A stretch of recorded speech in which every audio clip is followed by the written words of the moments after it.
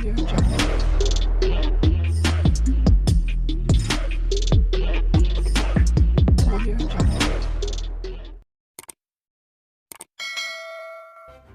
kasih karena memilih channel ini. Sebelum kita mulakan video ini, sila pertimbangkan untuk menekan butang like, share, dan subscribe, dan aktifkan butang lonceng Anda agar Anda sentiasa mendapat info-info percuma pada setiap hari dari channel kami. Dan tinggalkan komen Anda karena komen Anda amatlah dihargai.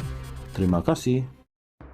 Datuk Seri Ahmad Zahid Hamidi disahkan sebagai saksi kritikal yang menyokong dakwaan Datuk Seri Najib Razak mengenai kewujudan titah adendum atau tambahan yang di Pertuan Agong ke-16 supaya dia menghabiskan baki hukuman penjara dengan tahanan di rumah. Timbalan Perdana Menteri itu menyokong dakwaan berkenaan menerusi afidavit yang difailkan di Mahkamah Tinggi Kuala Lumpur pada 9 April. Najib 70 sebelum ini memfailkan permohonan untuk mendapatkan kebenaran semakan kehakiman bagi mencabar kewujudan titah adendum berkenaan. Ahmad Zahid yang juga merupakan Presiden UMNO mendakwa beliau diberitahu mengenai kewujudan titah itu oleh Menteri Pelaburan, Perdagangan dan Industri Datuk Seri Tengku Zafrul Tengku Abdul Aziz dalam pertemuan di rumahnya di Country Heights, Kajang pada 30 Januari lalu. Beliau menunjukkan kepada saya salinan titah adendum itu pada telefonnya yang beliau ambil gambar dan imbas sendiri daripada salinan asal seperti ditunjukkan kepadanya oleh Yang di-Pertuan Agong ke-16 Al-Sultan Abdullah Riayatuddin Al-Mustafa Bilasha. Kandungan titah adendum secara jelas menyatakan bahawa pemohon Najib dibenarkan untuk menjalani hukuman yang dikurangkan kepada tahanan rumah dan bukannya secara pemenjaraan seperti sekarang di penjara Kajang. Saya juga melihat titah adendum itu bertarikh 29 Januari 2024 yang mempunyai meterai dan tanda tangan yang di Pertuan Agong ke-16.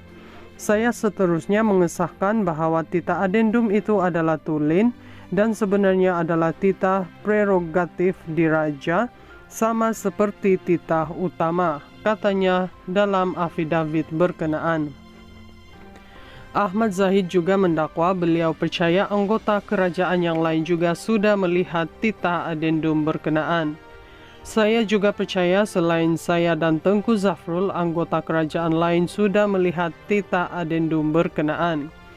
Secara khusus, saya sedar bahawa Menteri Besar Pahang, Datuk Seri Wan Rosdi Wan Ismail juga melihat salinan titah adendum dan boleh mengesahkan perkara sama, katanya.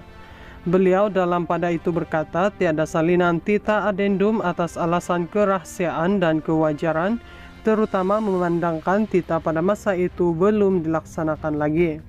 Saya bagaimanapun mengesahkan perkara yang sama adalah dalam milikan kolektif responden. Saya selanjutnya dengan sesungguhnya dimaklumkan bahawa Peguam Negara mempunyai satu salinan asal atau hanya salinan titah adendum untuk mempertimbangkan undang-undang beliau, katanya.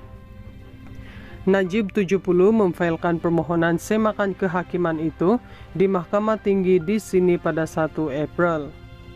Bekas Perdana Menteri itu selaku pemohon menamakan Menteri Dalam Negeri, Komisioner Jeneral Penjara, Peguam Negara, Lembaga Pengampunan bagi Wilayah Persekutuan Kuala Lumpur, Labuan dan Putrajaya, Menteri di Jabatan Perdana Menteri JPM, Undang-Undang dan Reformasi Institusi, Ketua Pengarah Bahagian Hal Ehwal Undang-Undang di JPM dan Kerajaan Malaysia sebagai responden pertama hingga ke-7. Dalam notis permohonan itu, bekas ahli parlimen pekan itu memohon perintah mendamus mengarahkan sama ada semua responden atau salah seorang daripada mereka menjawab dan mengesahkan kewujudan dekri tambahan bertarikh 29 Januari 2024.